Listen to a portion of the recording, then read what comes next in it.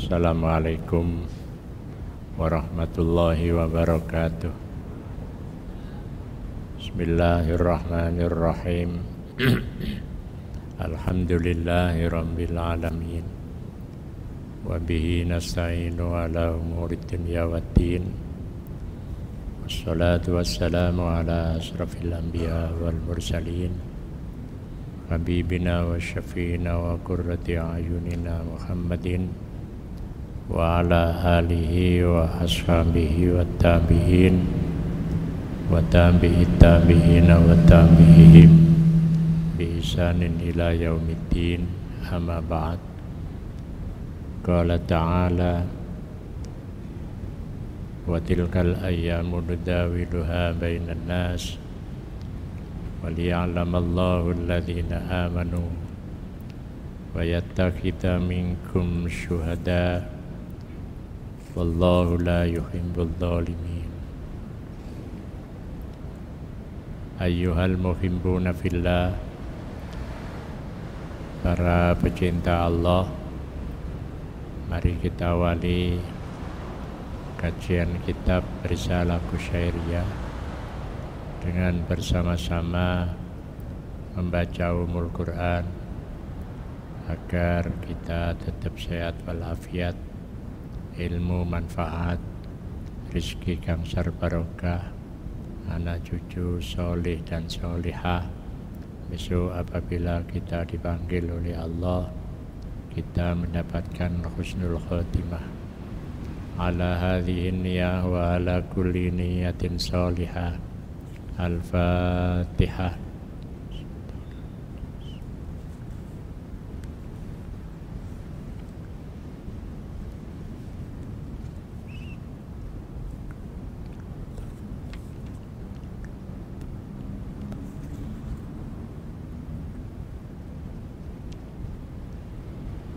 Jamaah yang dimuliakan oleh Allah, kita masih membahas tentang khusyuk dan tawadhu, di mana kemarin yang terakhir kita bahas tentang tawadhu, tadarru dan khusyuk. Jadi ada tawadhu, ada tadarru, ada khusyuk. Kalau tawadhu itu andap asor secara fisik. Kalau tadarru itu andap asor secara batin.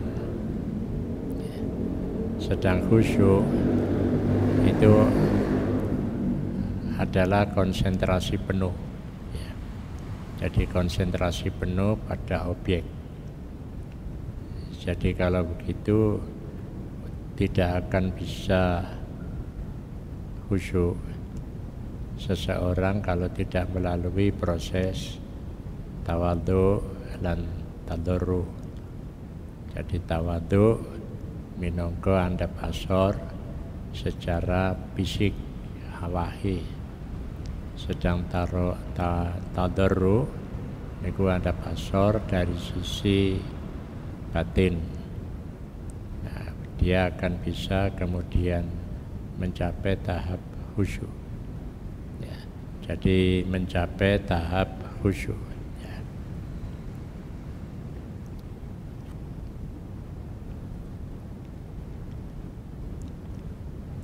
Oleh karena itu kita buka halaman 205. Ya.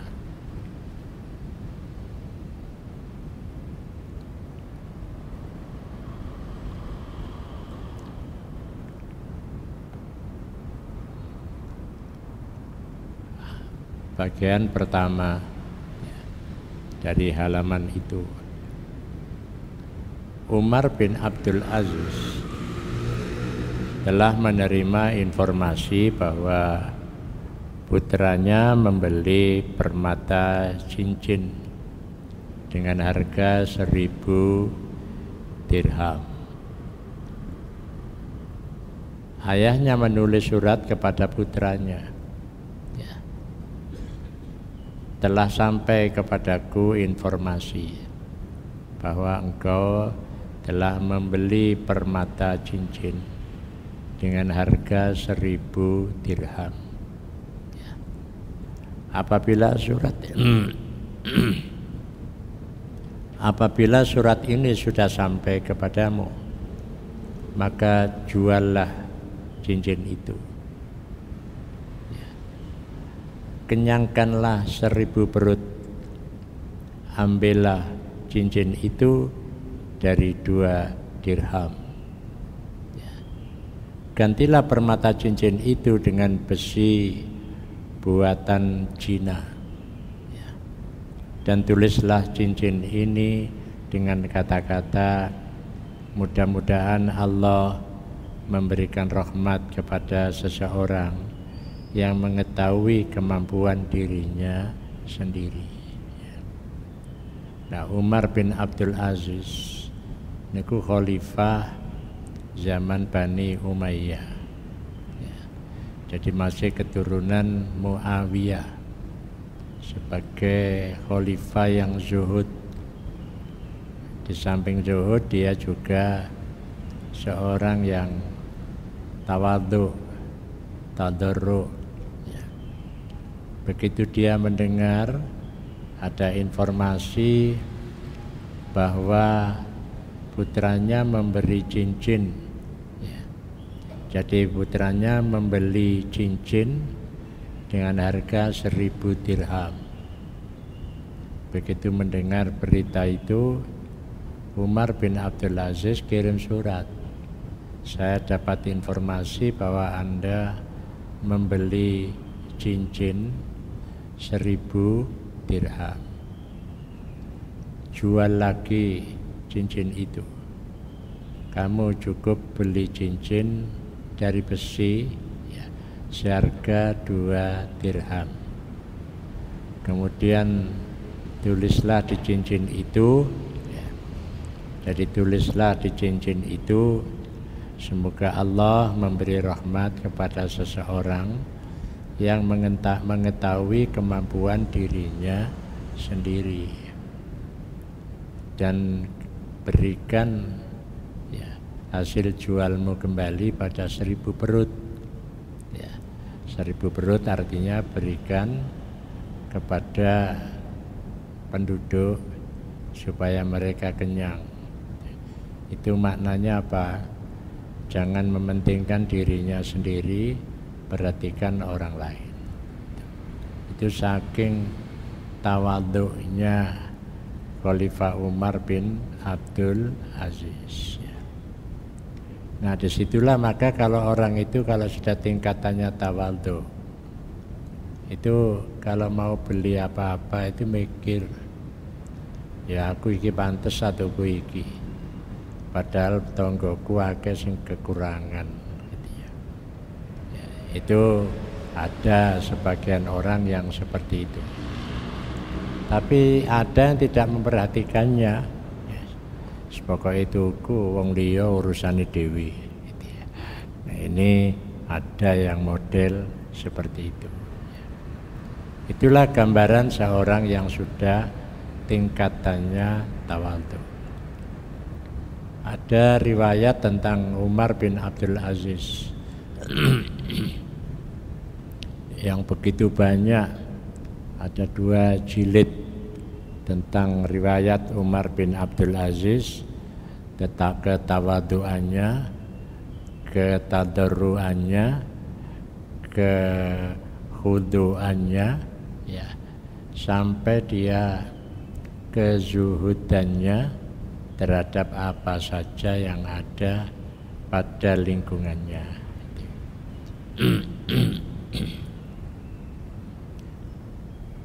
Dalam satu riwayat, di hadapan sebagian para raja, seorang hendak ditawarkan dengan harga, seorang budak ditawarkan dengan harga 1000 dirham. Ketika uang harga itu disodorkan, dia menganggap harganya terlalu tinggi atau mahal. uang harga itu ditarik kembali dan dimasukkan ke dalam lemari. Seorang budak tersebut mengatakan, "Wahai Tuan, belilah diri saya. Sesungguhnya diri saya pada setiap 1 dirham dari beberapa dirham tersebut terdapat perangai baik yang nilainya lebih baik daripada 1000 dirham."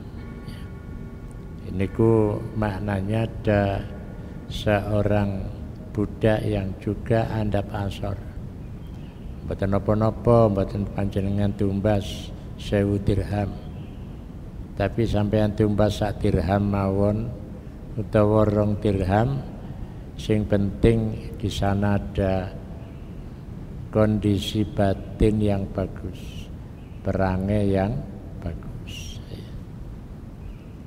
Nah, jamaah yang dimuliakan oleh Allah, maka dipertanyakan apa itu? Lebih sedikit dan lebih dekat. Seandainya engkau membeli diriku dan mendatangkan di hadapan semua budakmu, diriku tidak keberatan. Dan saya tahu bahwa diriku adalah budakmu. Setelah itu dia membelinya. Ini gambaran seorang budak yang dia andap asor, ya. Jadi dia andap asor. Nah, karena apa? Karena banyak juga budak yang dimiliki orang itu, tapi dia dibeli dengan harga tinggi. Saya tidak apa-apa dibeli dengan harga murah, wong saya ini budakmu. Bahkan dalam riwayat lain disebutkan, oh saya ini jadi budak, tidak usah dibeli pun saya juga bersedia. Gitu. Diriwayatkan dari Jabir bin Haywa, dia mengatakan beberapa pakaian Umar bin Abdul Aziz telah dipersiapkan. Dia hendak melamar seorang perempuan dengan 12 dirham. Pakaian-pakaian tersebut hanya terdiri dari mantel, celana, selendang, 2 kaos kaki, dan kopiah. Jadi artinya apa? Ya, Umar bin Abdul Aziz itu telah dipersiapkan itu. Tapi dia hendak melamar seorang perempuan dengan 12 dirham. Padahal pakaiannya itu sederhana. Itu maksudnya, kok ngelamari luwih larang. Itu maknanya hormati orang lain.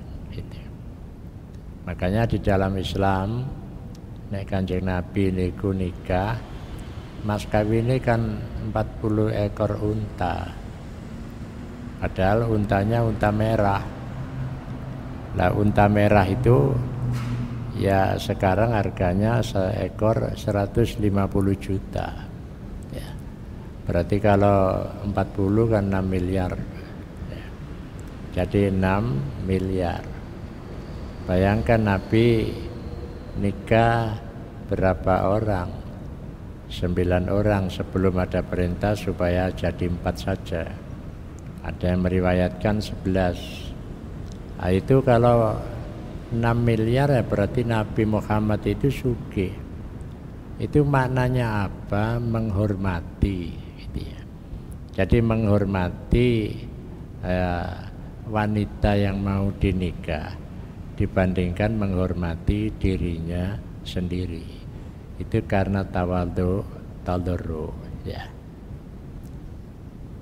Sebuah riwayat menuturkan bahwa Abdullah bin Muhammad bin Wasi berjalan dengan sikap yang tidak terpuji. Kira-kira melakuni bedeta-bedete.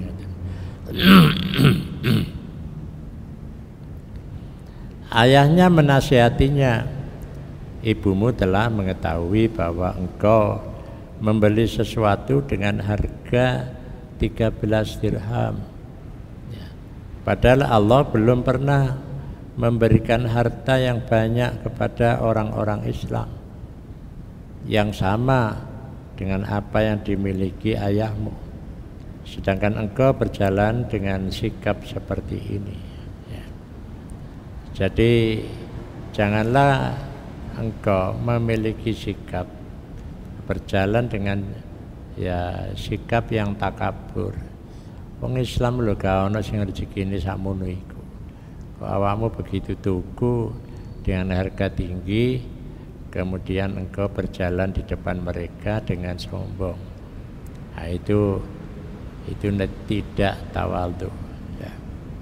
Makanya di dalam Islam itu ditekankan kita ini harus tawadhu ya.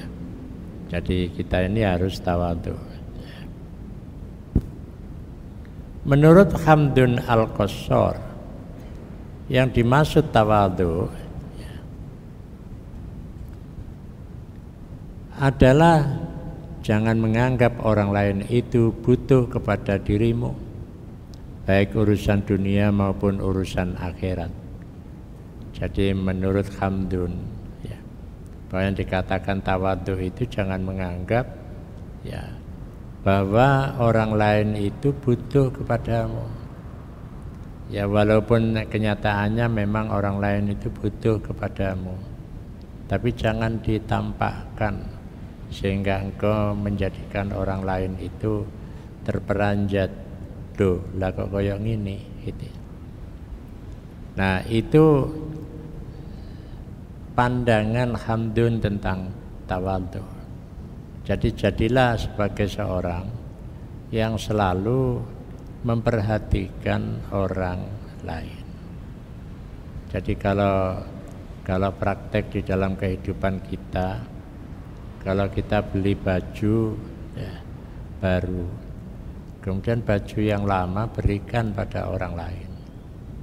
Jangan kemudian ditumpuk saja. Makanya yang menarik itu kalau ada informasi. Ya istri saya kan pernah ke Australia, ke Jerman, ya ke Inggris. Itu biasanya di depan rumah itu ada tumpukan baju ya, yang diteketok ning ngarep omah. Yaitu artinya baju yang masih baik dan itu diberikan saja pada masyarakat supaya ambil gitu. Dia tidak mau numpuk-numpuk ya baju di rumah. Jadi kalau beli maka yang lama diberikan pada orang lain. Kompor juga begitu. Makanya ada riwayat kalau kamu ke luar negeri tidak usah repot-repot. Di situ banyak baju yang diletakkan di depan. Ambil saja baju itu, pakai. Nah, itu menggambarkan bahwa itu belum budaya kita belum ada. Tapi lek kena wong Turki ya, mereka yang berada di Jerman itu justru itu dikelompokno bareng ngono didol nang luar negeri ya. Jadi didol jadi pakaian bekas itu yang kesini itu ya. Nah ya karena apa? Karena cara berpikirnya berbeda. Tapi jangan kemudian kalau kita membawa kompor gas kemudian pulang mau dibawa, yaitu ongkosnya larang itu ya. Nah ini menggambarkan budaya orang barat itu sebenarnya sudah seperti budaya ya yang diajarkan di dalam Islam gitu. Tapi ternyata kita ini lebih suka numpuk-numpuk ya. Jadi numpuk-numpuk di rumah sehingga mestinya bisa diberikan kepada orang lain, ternyata numpuk tok di omah gitu ya. Nah, jadi jamaah yang dimuliakan oleh Allah, maka praktek tadarruh ya dalam kehidupan kita ini sangat kompleks. Bahkan kalau kita berbelanja di tepi jalan ya, kemudian kita tanya berapa harganya? Oh niki setunggal gangsal ewu. Jimpun panjenengan bungkus 10 dibayar 100. Nah 10 mesti ini kan jome 50 ewu, tapi dibayar 100 ewu. Itu taldoro, gitu ya. Taldoro. Nah, karena apa? Orang yang di tepi jalan itu kan boten butuh sugih, butuh mangan, gitu ya.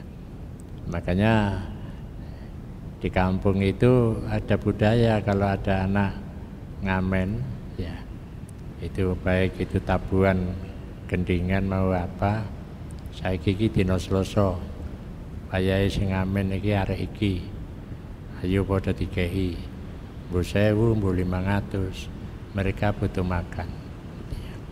Jadi mereka butuh makan, saken dikehi mangan loh. Gitu.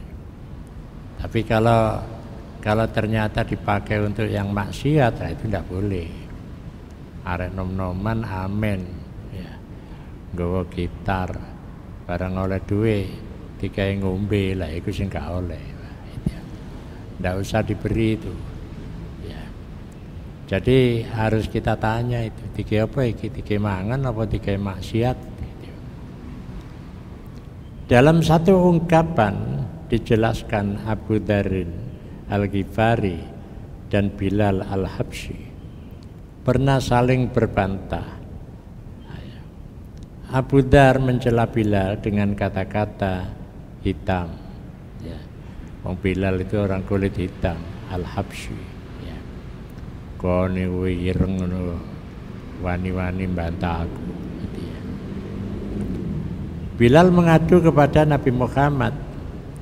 Kemudian beliau memanggil Abu Dar dan menegurnya.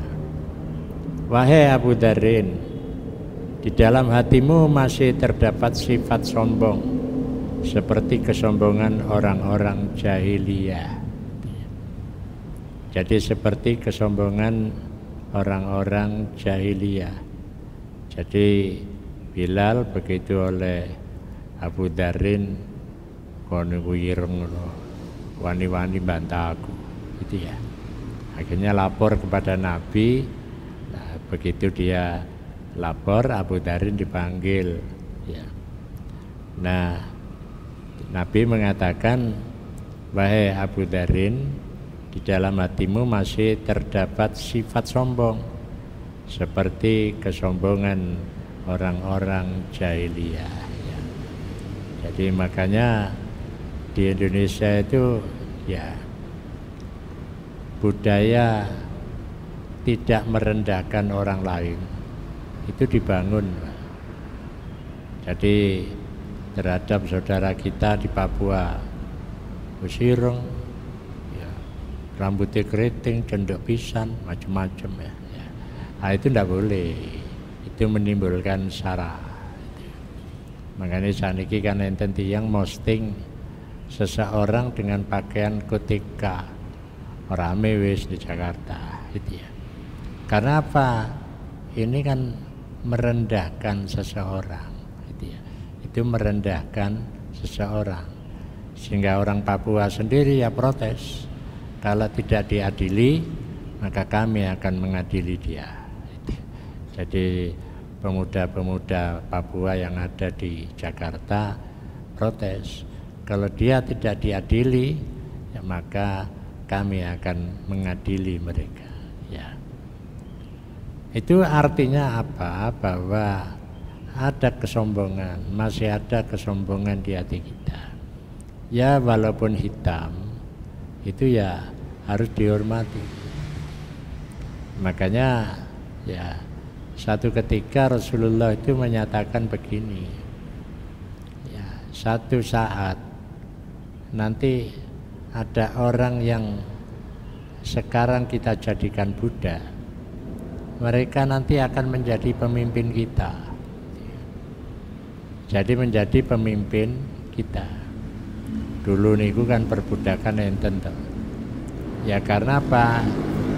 Rasulullah itu mengingatkan perbudakan itu budaya yang sudah ribuan tahun.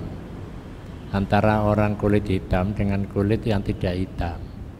Ya, biasanya yang kulit hitam dijadikan Buddha. Jadi yang kulit hitam dijadikan Buddha.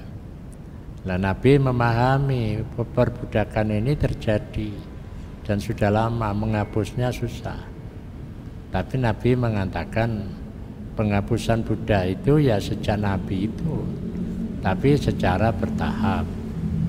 Sehingga kalau kita melihat sejarah, ya, Amerika menyatakan pembebasan Buddha itu pada abad ke-18. Kemudian abad 19 diikuti oleh Eropa. Nah, kemudian dibandingkan dengan Nabi Muhammad itu sejak abad ke-7. Ya. Jadi kalau begitu Islam itu menolak perbudakan itu sejak abad pertama kali Rasulullah hadir. Ya. Nah, itu kelebihan yang diberikan, cuma Rasulullah tidak serta-merta kemudian harus dibebaskan, karena pasti akan terjadi penolakan. Maka di situ Rasulullah menyatakan penghapusan secara bertahap. Ya. Jadi penghapusan secara bertahap. Gitu.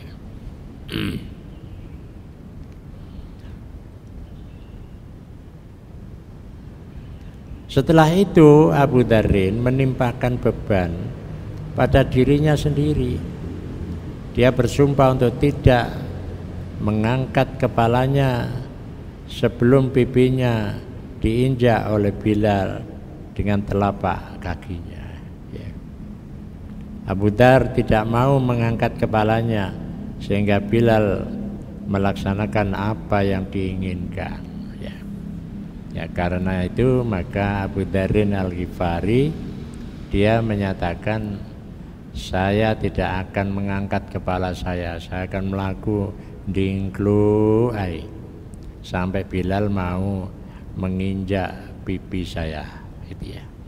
Jadi menginjak pipi saya ya, dengan kakinya. Itu menggambarkan bahwa Abu Dzarrin memiliki kesalahan yang itu tidak bisa ditebus dengan penghinaan terhadap dirinya, gitu ya. Jadi tidak cukup dengan minta maaf, gitu. Kalau hal-hal yang berkaitan dengan syara, gitu ya. Jadi berkaitan dengan syara. Saniki kata tiang ya podo munculkan syara.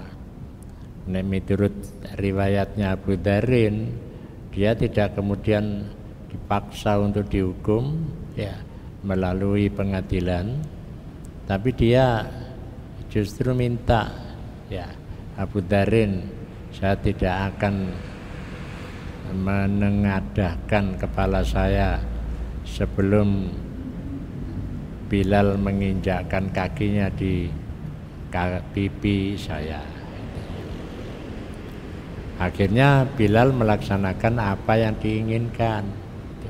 Itu artinya bahwa kesombongan pada diri seseorang itu tidak akan bisa ya, selesai kalau dia tidak merendahkan dirinya dari orang itu. Ya. Jamaah yang dimuliakan oleh Allah, ini menggambarkan bahwa ya kesombongan di hati itu harus dibuang. Ya. Jadi kesombongan di hati harus dibuang. Karena apa? Karena itu nanti kalau tidak dibalas oleh manusia, maka akan dibalas oleh Allah. Akan dibalas oleh Allah. Makanya banyak orang itu yang dia belajar tasawuf itu ya tujuannya supaya tidak menganggap dirinya ini lebih dari yang lain. Jadi menganggap dirinya lebih, walaupun kelihatan secara materi lebih, tapi dia tidak akan mengatakan bahwa dia memiliki materi yang lebih, biasa saja. Ya. Nah, Hasan bin Ali bertemu anak-anak kecil di perjalanan. Di samping mereka terdapat pecahan roti yang mereka suguhkan. Hasan lantas turun dari tunggangannya dan makan bersama mereka. Setelah itu dia membawa mereka mampir ke rumahnya. Dia memberikan makanan dan pakaian. Dia mengatakan keutamaan ini adalah milik mereka. Mereka belum pernah mendapatkan makanan selain apa yang dapat mereka suguhkan kepadaku. Sedangkan kita mendapatkan makanan lebih banyak dari itu. Ya. Jadi itu artinya apa? Hasan bin Ali, ya, dia merasa memiliki kelebihan. Maka ketika melihat anak-anak, ya dia dengan kelebihannya mengajak anak-anak di kampung yang mereka tidak pernah merasakan makanan yang seperti itu. Maka dia diajak, ya. Jadi anak-anak itu diajak, ya sama dengan begini. Satu ketika ya, Hasan dan Husain serta Ja'far As-Shadiq itu dari Madinah mau ke Makkah untuk ibadah haji. Ya. Dia di perjalanan itu bontote entek. Padahal masih padahal Makkah dan dari Madinah ke Makkah kan tidak begitu jauh. Ya. Tapi dia merasa kelaparan yang luar biasa. Nah, di tengah padang pasir nampak ada ya kemah kecil. Setelah diinceng, di situ ada seorang perempuan yang sudah tua bersama seekor kambing piaraannya, kambing betina. Kemudian Hasan Husain dan Ja'far As-Shadiq itu mengatakan, adakah Bu jenengan punya minuman untuk kami dan makanan untuk kami? Karena kami mau pergi haji, ya kemudian kami kelaparan di tengah jalan. Akhirnya oleh wanita tua itu peras susu kambing itu dan minum. Setelah itu, setelah diperas, sembelih kambing itu. Ya. Jadi sembelih kambing itu. Gitu. Begitu sampai singkat cerita, begitu disembelih mereka makan bersama, kemudian berangkat lanjut ke Makkah. Setelah ibadah haji, ketiganya kembali ke Madinah. Setelah sampai di Madinah, dia ketemu dengan orang tua itu. Ditanya, Bu, jenengan iki sing nulungi kula di tengah padang pasir nika napa tasih emut? Oh nggih. Akhirnya karo Hasan dia diberi 1000 ekor kambing ya, dan 1000 dinar. Begitu dia menerima, tolong pergi ke Husain, diberi jumlah yang sama. Kemudian setelah dari Husain, dia datang ke Ja'far As-Shadiq, disuruh datang, diberi lagi dengan jumlah yang sama. Jadi dia mendapatkan ijolan 3000 ekor kambing dan 3000 dinar. Ini menggambarkan bahwa pertolongan yang sedikit saja itu kan ya nilainya sangat besar dalam ukuran Hasan Husain dan Ja'far As-Shadiq. Mengapa? Karena kalau kelaparan itu terjadi terus di padang pasir, pasti akan terjadi kematian. Jadi pasti akan terjadi kematian. Maka untuk itu dia ingat diberi dengan jumlah yang sangat besar di luar ya. Jadi di luar umumnya manusia. Ini kan menggambarkan ketawaduannya gitu ya. Jadi ketawaduannya nulungi mek didi tapi ijolane sing luar biasa ya. Makanya ada orang yang pernah berbuat kepada kita, memberikan sesuatu, Itu karena dia pernah memberikan sesuatu yang luar biasa. Jadi karena dia temannya itu pernah memberikan sesuatu yang luar biasa. Kalau dia pikir pemberiannya itu sangat kelihatannya kecil, tapi luar biasa, maka dia ingin membalas pemberian itu dengan pemberian yang lebih besar. Itu adalah tawadhu. Menurut satu pendapat, Umar bin Khattab membagi-bagikan beberapa bagian baru dari harta ghanimah, rampasan perang, kepada para sahabat.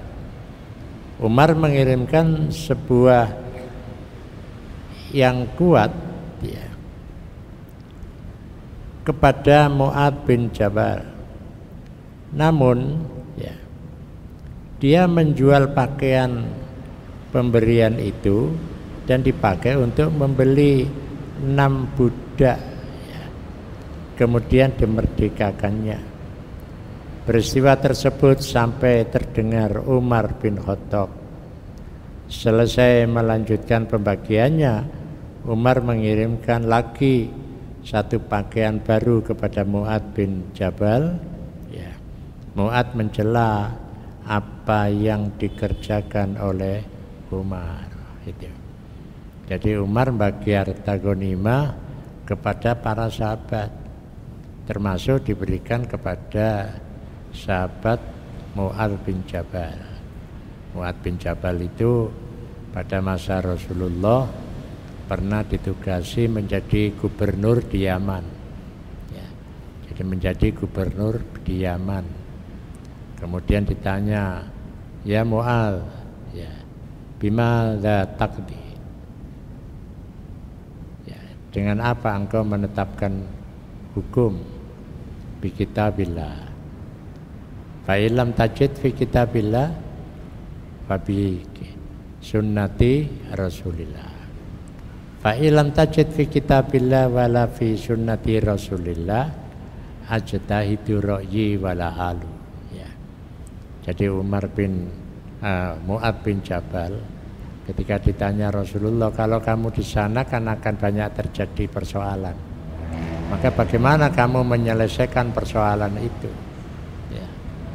Maka jawabnya, saya akan menyelesaikan persoalan dengan memakai Al-Quran sebagai dasar. Kalau tidak ketemu, saya menggunakan sunnah Rasul.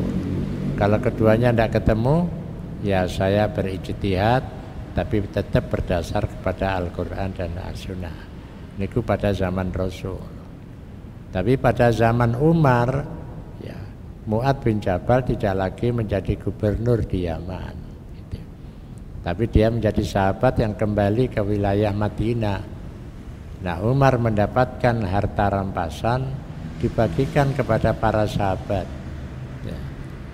Kemudian Mu'adz bin Jabal mendapatkan bagian, padahal bagian yang diberikan itu bagus. Kemudian dijual.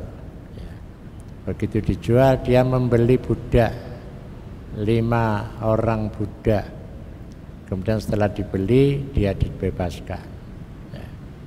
Jadi lebih suka dia menggunakan uang itu untuk membebaskan budak. Tapi Umar mendengar Mu'adz bin Jabal sampean sukani pakaian iku didol, duwike kanggo bebas no budak.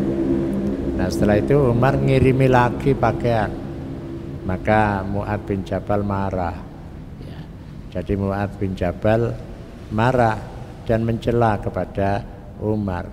Loh, saya sudah diberi, lah pemberian itu kan hak saya untuk mengelolanya.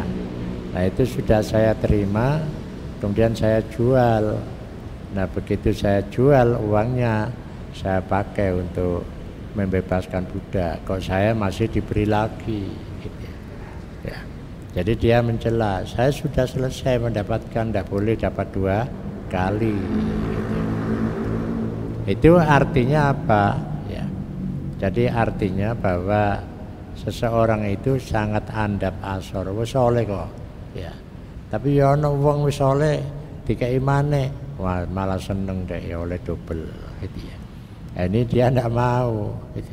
Ngaku wis soleh kok dikai maneh, enggak liyane sing akeh sing durung kebagian, gitu ya.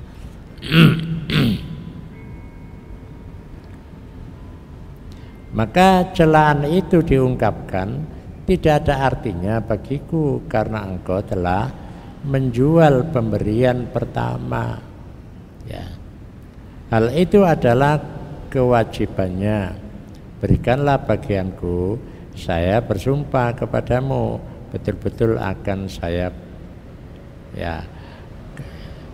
bersumpah kepadamu betul-betul akan saya pukul. Ya.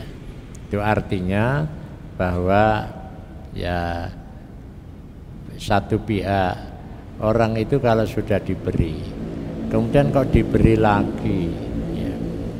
Jadi berkaitan dengan pemberian harta rampasan itu biasanya kan ada orang seneng oleh loro gitu.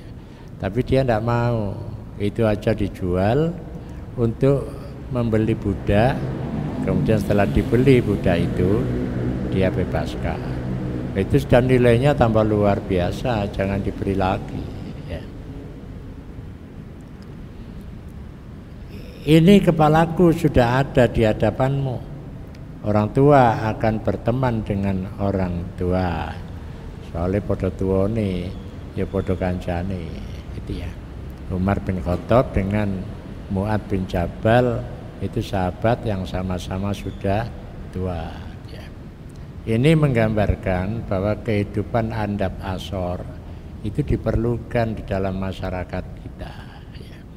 Jadi kehidupan andap asor.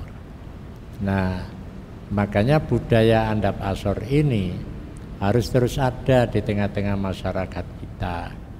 Ya, jadi menjadi sebuah budaya yang berkembang di tengah-tengah masyarakat. Ya. Jadi andap asor itu ya dia tidak menampakkan kelebihannya ya. Jadi tidak menampakkan kelebihannya di hadapan orang lain. Ya dia menampakkan sama dengan orang lain gitu. Nah, jamaah yang dimuliakan oleh Allah, maka kalau kita membaca di dunia maya ya, jadi di dunia maya itu lewat ya media sosial itu kan banyak digambarkan contoh-contoh ya.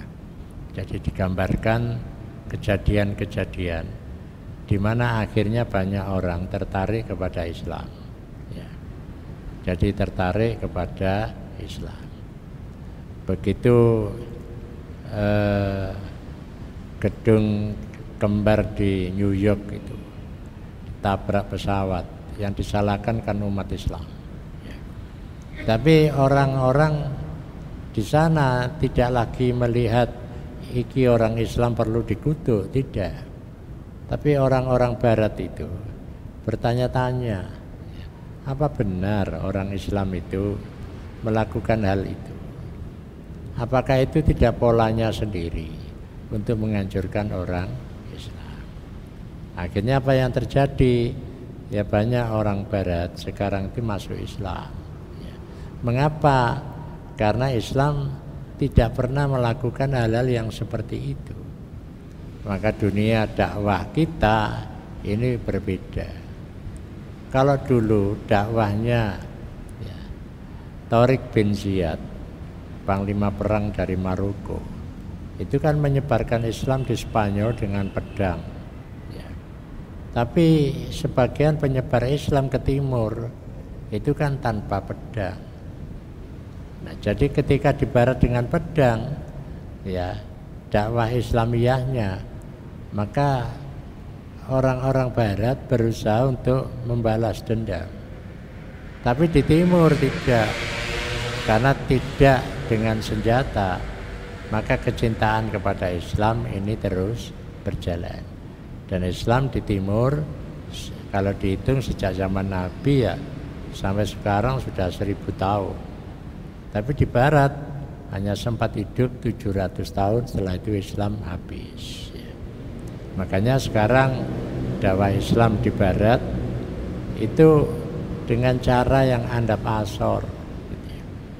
Jadi dengan cara yang handap asor, tidak lagi dengan senjata. Jadi tidak lagi dengan senjata.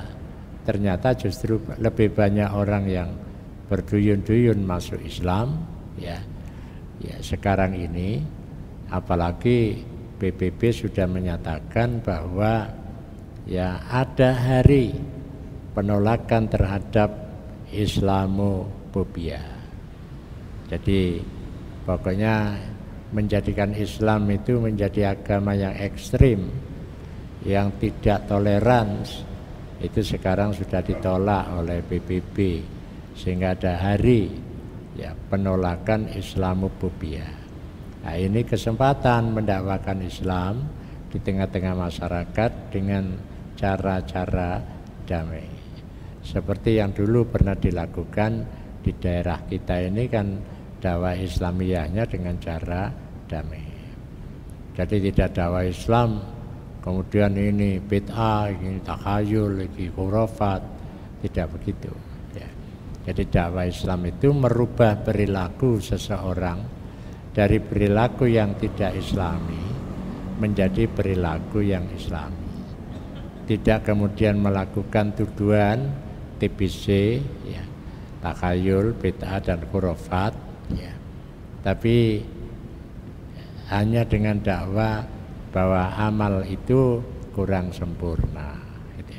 Jadi dakwanya adalah menyempurnakan keislaman seseorang. Sehingga sekarang lebih banyak orang karena ketawaduan itu bodoh berduyun-duyun masuk Islam. Nah, tinggal sekarang hanya satu negara yang belum bisa seperti itu, yakni Cina. Dengan kebijakan ya di Xinjiang itu kan mayoritas orang Islam, ya, jadi mayoritas orang Islam. Ya apa wong Islam gak oleh poso, gak oleh sembahyang, masjid ditutup. Nah, itu sama dengan Uni Soviet dulu. Nah, ditunggu aja nanti kabeh dibalik karo Gusti Allah. Nggih, mbok pilih enten pertanyaan. Monggo. Ya. Jadi berkaitan antara majikan dengan pembantu. Ya. Jadi pembantu. Jadi itu berkaitan dengan kepentingan rumah tangga. Ya. Jadi kepentingan rumah tangga.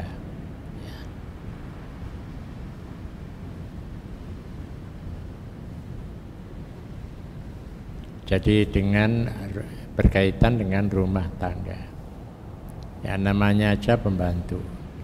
Ya namanya pembantu ya membantu. Lelai kabeh ditandangi karo pembantu malah jadi juragan. Nah, ini konsep dasar. Sehingga apa yang dibantu ya halal yang tidak mungkin bisa kita kerjakan.